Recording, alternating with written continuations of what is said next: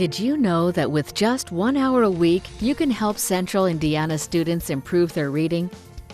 United Way of Central Indiana strives to help all students read at grade level by 6th grade. United Way connects volunteer tutors with students, helping them increase their reading skills by 1 or more grade levels in reading during the school year. First-time tutors can be nervous about what to expect. You'll see all 6 steps of the ReadUP process from start to finish. Watch as Linda and her student David complete the session. Linda demonstrates all 6 steps from greeting the students to saying goodbye. Linda starts the session by signing in and getting her materials.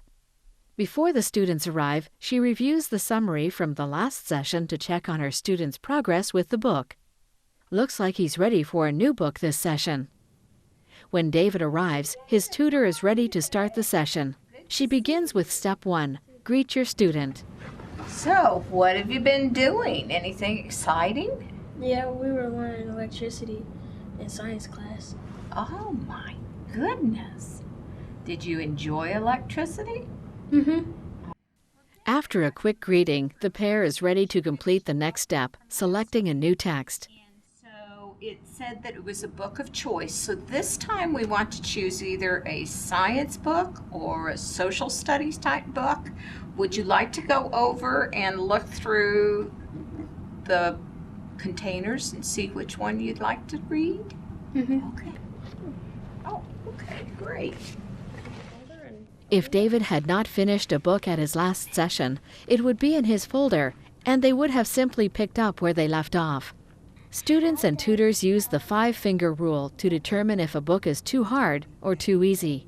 Every time the student encounters a word he doesn't know, he puts down a finger. If all fingers are up, the book is too easy. I didn't see any fingers come down. You want to try a different book? And if all fingers are down, the book is too hard. Maybe we need to go find another book. Let's watch David try the 5-finger rule. Now, David, let's start here and just put your 5 fingers up and let's see how this book might be for us. Okay? Okay.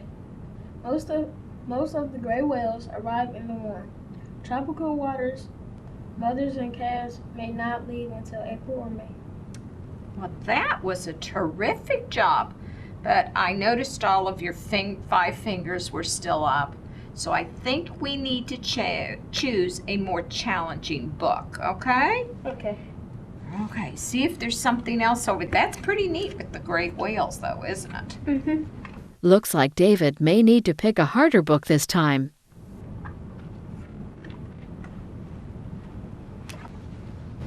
Voyages to the Indies.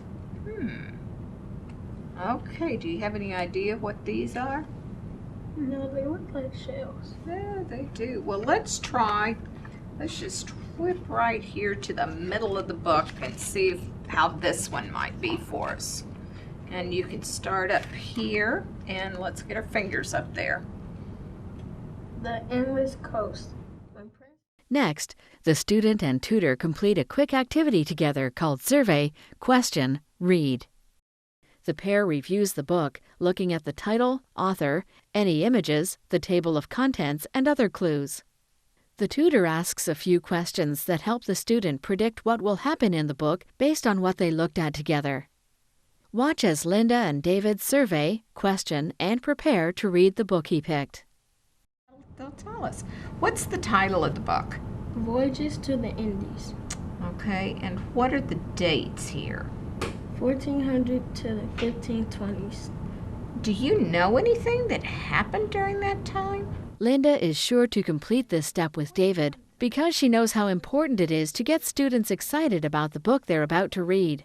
Now that the student is really interested in the book, it's time to start the bulk of the session with step 4, reading and question and answer. Reading starts with a quick fluency exercise. The tutor reads 3 or 4 sentences with inflection and asks the student to read the same section and repeat the inflection. Observe how Linda works with David to test his fluency. But wondered, how long would his luck hold? Okay, David, now let's hear you read. The Sultan also ordered fragrant cloves, cumin, ginger, nutmeg, and pepper. As the reading continues, the tutor works with the student, asking questions to help make sure the student understands the story. Tutors use questions from the different levels of Bloom's taxonomy. These questions help check the comprehension, application, and analysis abilities of students. Watch Linda ask several questions. Europeans use spices for medicine and to keep meat from rotting. Okay, let's see now. Why did they need the spices? For medicine and not so the meat won't get old. Okay, why would it get old? Can you give me an example of why they might need that size of ship to So it can be big enough to hold the crew. hold the crew? And Okay. the supplies. Good supplies for the crew. And what were they going to the Indies for? Now, can you distinguish between these two ships? Give me some examples of how they differed. A caravel was smaller than a kyrak. If a student misses a question, the tutor helps guide the student to a section of the book to reread and find the answer. It's important for each level of question to be asked, especially for the first 3 levels. You should also work with the student on making inferences. Tutors can ask questions that need students to draw a conclusion from the facts in the text or their own prior knowledge. But every time they got near Cape Bahador. Good job. the sailors would panic and demand to go back.